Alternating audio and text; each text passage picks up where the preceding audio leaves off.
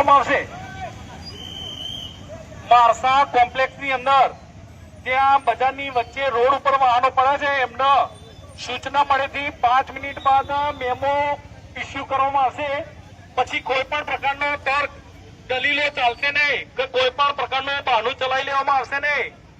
માણસા નગરની અંદર તમે એટલી હદે ટ્રાફિકની અવ્યવસ્થા ઉભી કરો છો કે એમ્બ્યુલન્સ ફાયર જેવું ઇમરજન્સી વાહન પણ આ જગ્યાએ પ્રવેશ ન કરી શકે એ હદે તમે ન્યુસન્સ ફેલાવીને બેઠા છો.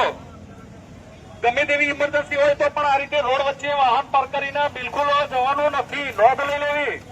રોજે રોજ આ સૂચના આપવામાં આવશે નહીં. બિલકુલ અંદર ઉભા રહો. તમે અહીં ઉભા રહેશો તો તમારે અહીંયા ગ્રાહક ઉભો રહેશે અને તમારા લીધે થાય તો આ પ્રોબ્લેમ થાય છે. તમે તમારો ધંધા કરો પણ આ રીતે નહીં. રોડની બિલકુલ નજીક રહેવાનું નથી. રોડની અંદર જવાનું. ભાઈ અલગ અલગ એક એક જણા હાથ નહીં પકડીને કહેવામાં આવે લઈ લો અંદર લઈ લો. આ છત્રી બંધ કરી દે. ભાઈ ટ્રેક્ટર લઈ લે. ટ્રેક્ટર નો મેમો પોસાશે નહીં. 3000 સુધીનો દંડ છે. ટ્રેક્ટર વાળા બોલાવી લે ફટાફટ. ટ્રેક્ટર ને બોલાય.